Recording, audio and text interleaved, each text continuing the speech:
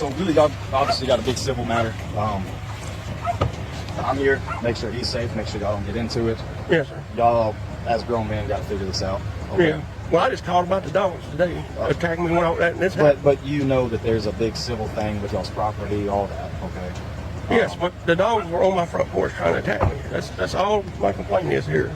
Of course. And that's you know, why Mr. Terry is here. Okay. Okay. Yes, sir. And gotcha. As I'm explaining, y'all are grown men. Yes. Mr. Terry is well aware of how this property is. Yes, He's sir. well aware of how it's supposed to be, whose property is whose within this property. Yes, sir. Y'all are grown men. Okay. Yes, sir. So I can't communicate with him to even tell him to keep his dogs out of my yard. I have to, and I mean I'm just saying I have to go through somebody else that has an official capacity. because y'all placed yourself in this position. Y'all are brothers. Okay.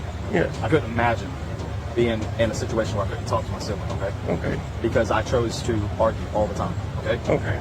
Y'all, I'm not your therapist, but y'all got to come to some type of agreement civilly. Y'all are gonna have to go to court on this to figure out the property. However, y'all are doing that. Well, we have. Well, it doesn't seem to be working because he can't fix certain things that need to be fixed because it's on your side, and that's the biggest issue. So, if there's fence that needs to be fixed, if you would allow him to fix it that he wants to. I have no knowledge of what you're talking about. We don't communicate, zero. So I don't know what he's even talking about. Okay, well, there's fence in his backyard that's down. The dogs are able to get out.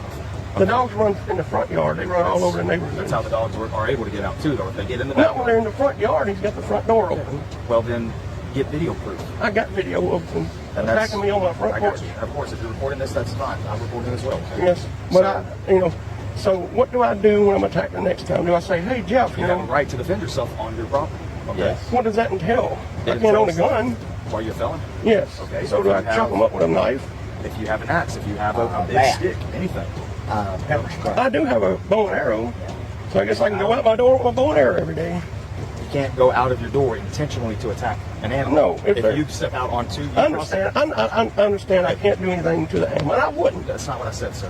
So since we're both recording this, I want this for your purposes and my purposes. So when this does go to court, my words are quoted correctly. Okay. Yes, sir. Once you cross that threshold and you've exited your house, Yes, and if the dogs come at you in an aggressive manner, you have a right to defend yourself.